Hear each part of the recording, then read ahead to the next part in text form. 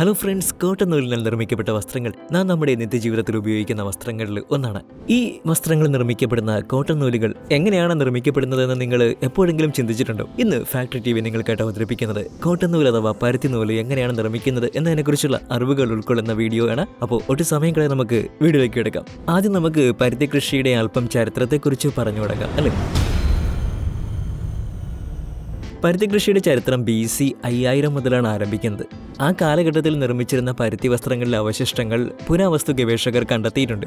ഏറ്റവും പഴക്കമേറിയ പരുത്തി അവശിഷ്ടങ്ങൾ ലഭിച്ചത് മെക്സിക്കോയിൽ നിന്നും അതുപോലെ തന്നെ പുരാതന ഭാരതത്തിന്റെ പ്രദേശങ്ങളിൽ നിന്നുമാണ്. ഭാരതത്തിൽ ചരിത്രാതീത കാലം മുതൽക്കേ പരുത്തിച്ചെടിയുടെ കൃഷി ആരംഭിച്ചിരുന്നു.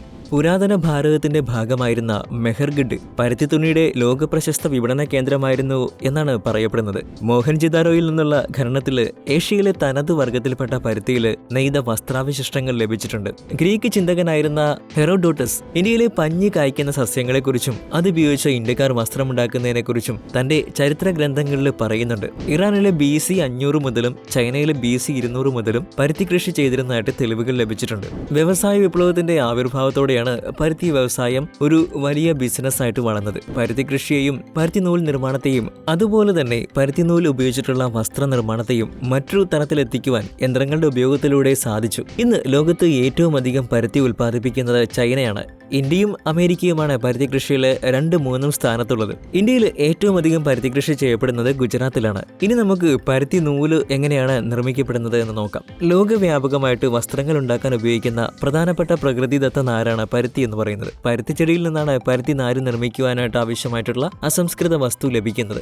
ഈ ചെടിയുടെ വിത്തിനെ പൊതിഞ്ഞാണ് പരുത്തി പഞ്ഞി ഉണ്ടാക്കുന്നത്. മാൽവേസി എന്ന സസ്യകുടുംബത്തിലെ അംഗവും ഗോസിപ്പിയം ജനുസിൽപ്പെട്ട ആർബോറിയം, ഹെർബേസിയം, ഹിർദൂസം, ബെർബഡൻസ് എന്നീ ഇനത്തിൽപ്പെട്ട പരുത്തി ചെടികളാണ് ഇന്ത്യയിൽ പ്രധാനമായിട്ടും കൃഷി ചെയ്തു വരുന്നത്. ഡെക്കാനിലെ ലാവാ മണ്ണാണ് ഇന്ത്യയിലെ പരുത്തി കൃഷിയുടെ കേന്ദ്രം. പ്രതിവർഷം 90 സെന്റിമീറ്റർ താഴെ മഴയും 21 ഡിഗ്രി സെൽഷ്യസിന് മുകളിൽ താപനിലയുമുള്ള കാലാവസ്ഥയാണ് പരുത്തി കൃഷിക്ക് ഏറ്റവും അനുയോജ്യമെന്ന് പറയുന്നത്. പരുത്തി കൃഷി ആരംഭിക്കുന്നതിന് മുമ്പ് പരുത്തി കൃഷിക്ക് ആവശ്യമായിട്ടുള്ള നിലം ഒരുക്കേണ്ടതുണ്ട്. യന്ത്ര സഹായത്തോടെ നിലം നന്നായിട്ട് ഉഴുത് മറിച്ചതിന് ശേഷം നിലങ്ങളിൽ പരുത്തി കൃഷിക്ക് ആവശ്യമായിട്ടുള്ള വളം ചേർക്കുന്നു. മിക്കപ്പോഴും രാസവളങ്ങൾ വെള്ളത്തിൽ കലർത്തിയ ശേഷം നിലങ്ങളിൽ യന്ത്ര സഹായത്തോടെ തളിക്കുകയാണ് ചെയ്യുന്നത്. പരുത്തി കൃഷി ചെയ്യുന്ന സീസണിന്റെ ആരംഭത്തിൽ മാത്രമാണ് ഇത്തരത്തിൽ നിലങ്ങളിൽ വളമിടുന്നത്. അടുത്തായിട്ട് വിത്ത് പാകലാണ്. പ്രത്യേകതരം മെഷീന്റെ സഹായത്തോടെ തന്നെയാണ് പരുത്തി കൃഷിക്ക് വേണ്ടി കൃഷിയിടങ്ങളിൽ വിത്തുകൾ പാകുന്നത്. വിത്ത് പാകുന്നതിന് മുന്നേ തന്നെ പരുത്തി കൃഷിക്ക് തിരഞ്ഞെടുക്കുന്ന വിത്തുകളുടെ ഗുണമേന്മ ഉറപ്പുവരുത്തിയിരിക്കും. ഏകദേശം 4 മുതൽ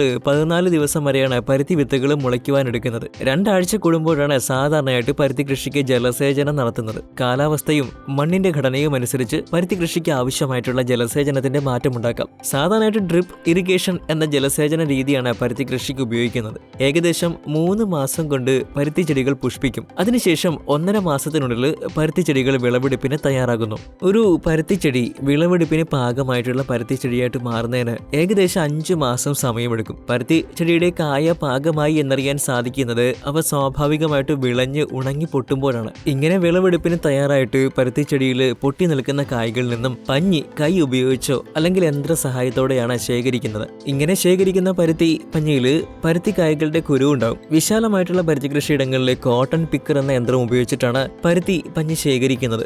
കോട്ടൺ പിക്കർ ഉപയോഗിച്ച് ശേഖരിച്ച പഞ്ഞി വിളവെടുപ്പിനൊടുവിൽ ഒരു ട്രാക്ടറിൽ നിക്ഷേപിക്കുന്നു. അവിടെ നിന്നും ട്രാക്ടർ ശേഖരിച്ച പരുത്തി പഞ്ഞി ഒരു വലിയ കംപ്രസറിൽ നിക്ഷേപിച്ച് ചതുരാകൃതിയിലുള്ള ഒരു വലിയ ബ്ലോക്ക് രൂപത്തിലേക്ക് മാറ്റുന്നു. അതിനെ മൊഡ്യൂൾ എന്നാണ് പറയുന്നത്. ഇങ്ങനെ നിർമ്മിച്ചെടുക്കുന്ന മൊഡ്യൂളുകളെ ട്രക്കുകളിൽ കയറ്റി കോട്ടൺ പ്രോസസിംഗ് പ്ലാന്റിൽ എത്തിക്കുന്നു. കൃഷിയിടങ്ങളിൽ നിന്നും നേരിട്ട് ശേഖരിച്ച പരുത്തി പഞ്ഞി കംപ്രസ് ചെയ്താണല്ലോ മൊഡ്യൂളുകളിൽ നിർമ്മിക്കപ്പെടുന്നത്. ഇപ്പോൾ പരുത്തി പഞ്ഞിക്കോടൊപ്പം പരുത്തി കുരുക്കളും അതുപോലെ തന്നെ പരുത്തി ചെടികളുടെ ഇലകളും കായയുടെ തോടും കമ്പുകളും ഒക്കെ ഉണ്ടാകാൻ സാധ്യത കൂടുതലാണ്. അവയെല്ലാം നീക്കം ചെയ്ത് പരുത്തി നൂൽ നിർമ്മിക്കാൻ ആവശ്യമായിട്ടുള്ള ശുദ്ധമായിട്ടുള്ള പരുത്തി പഞ്ഞി ഉണ്ടാക്കുന്നതിന് വേണ്ടിയാണ് പ്രോസസിംഗ് പ്ലാന്റിൽ എത്തിക്കുന്നത്. പ്രോസസിംഗ് പ്ലാന്റിൽ എത്തുന്ന മൊഡ്യൂളുകളെ ആദ്യം ഒരു ഫീഡിംഗ് മെഷീനിലേക്ക് നിക്ഷേപിക്കുന്നു. ഈ ഫീഡിംഗ് മെഷീൻ മൊഡ്യൂളിനെ ഡീകംപ്രസ് ചെയ്ത് വീണ്ടും പരുത്തി പഞ്ഞിയാക്കുന്നു. ഈ പഞ്ഞിയെ ഒരു കൺവെയർ ബെൽറ്റിന്റെ സഹായത്തോടെ ഹോട്ട് ബോക്സ് എന്ന യന്ത്രത്തിലൂടെ കടത്തിവിടുന്നു. ഈർപ്പമുള്ള പരുത്തി പഞ്ഞി വൃത്തിയാക്കുന്നത് പ്രയാസമേറിയ പ്രക്രിയയാണ്. ഹോട്ട് ബോക്സ് എന്ന യന്ത്രം ചൂടുവായു ഉപയോഗിച്ച് അതിലൂടെ കടന്നു പോകുന്ന പരുത്തി പഞ്ഞിയെ നന്നായിട്ട് ഉണക്കി ഈർപ്പമില്ലാതാക്കുന്നു. ഇങ്ങനെ ഉണക്കിയെടുത്ത പരുത്തി പഞ്ഞി വേർഡ് ബസ്റ്റർ എന്ന യന്ത്രത്തിലൂടെ കടത്തിവിട്ട് നന്നായിട്ട് ഇളക്കി മറിക്കുന്നു. പരുത്തിപ്പഞ്ഞിയിൽ അടിഞ്ഞിരിക്കുന്ന അവശിഷ്ടങ്ങൾ അവയിൽ നിന്നും അടർന്നു മാറുവാൻ വേണ്ടിയാണ് ഇങ്ങനെ ചെയ്യുന്നത്.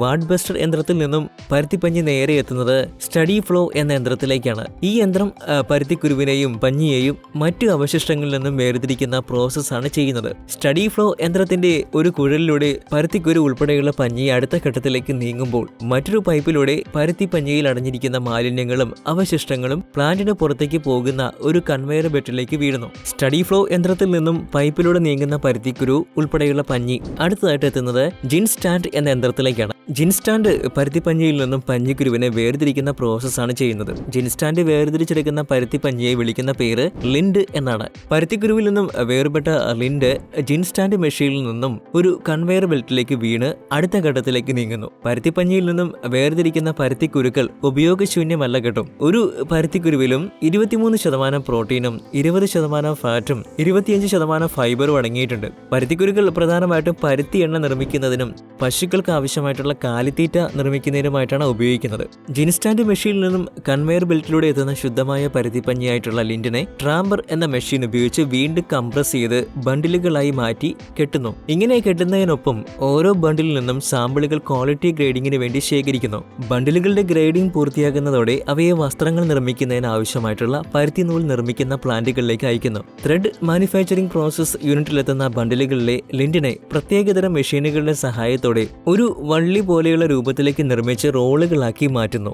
ഇങ്ങനെ റോളുകളാക്കി മാറ്റിയ പരുത്തിപ്പഞ്ഞിയിൽ നിർമ്മിതമായിട്ടുള്ള പഞ്ഞിയെ പരുത്തി നൂൽ നിർമ്മിക്കുന്ന മെഷീനിലേക്ക് കടത്തിവിട്ട് വസ്ത്രം നിർമ്മിക്കുവാൻ ആവശ്യമായിട്ടുള്ള നൂലിന്റെ രൂപത്തിലേക്ക് മാറ്റി റോളുകളാക്കി എടുക്കുന്നതോടെ പരുത്തി നൂല് തയ്യാറാക്കപ്പെടുന്നു. ഇങ്ങനെയാണ് പരുത്തി ചെടിയിൽ നിന്നും പരുത്തി നൂല് നിർമ്മിക്കുന്നതെന്ന് നിങ്ങൾക്ക് ഇപ്പോൾ മനസ്സിലായിട്ടുണ്ടാകുമെന്ന് വിശ്വസിക്കുന്നു. അപ്പോൾ ഇന്നത്തെ വീഡിയോ നിങ്ങൾക്ക് ഉപകാരപ്രദമായിരുന്നുവെന്ന് വിശ്വസിക്കുകയാണ്. വീഡിയോയെക്കുറിച്ചുള്ള അഭിപ്രായങ്ങളും നിർദ്ദേശങ്ങളും ഞങ്ങളെ അറിയിക്കാൻ മറക്കരുത്. ആദ്യമായിട്ടാണ് നിങ്ങൾ ഞങ്ങളുടെ ചാനൽ സന്ദർശിക്കുന്നതെങ്കിൽ ചാനൽ സബ്സ്ക്രൈബ് ചെയ്യാനും മറക്കരുത്. മറ്റൊരു വിജ്ഞാനപ്രദമായിട്ടുള്ള വീഡിയോ ആയിട്ട് കാണുന്നവരേക്കും stay tune factory TV for the wonderful factory making videos.